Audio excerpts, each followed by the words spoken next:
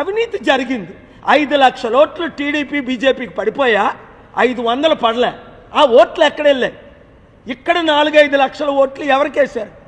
బొత్సకు పడలేదు, ఝాన్సీకి. క్లియర్గా 3 లక్షలు రావాల్సిన వాడికి 9-10 లక్షలకు వచ్చాయి. మోదీయే 1,500,000తో ఓడిపోతే కళ్ళకు కనబడుతున్నాయి, చెవులకి.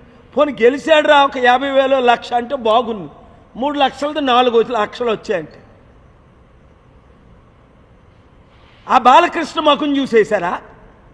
చంద్రబాబు నాయుడు ముఖం చూసేశారా? భరత్ ముఖం చూసేశారా? 5 లక్షల క్రైస్తవ ఓట్లు, బీసీల ఓట్లు. క్రైస్తవులే 5 లక్షల ముస్లిమ్స్. 20 లక్షల ఓట్లు ఉన్నాయి వైజాగ్లో.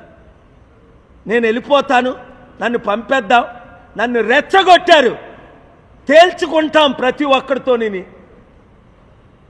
ఈ రాష్ట్రం, ఈ దేశాన్ని రక్షించే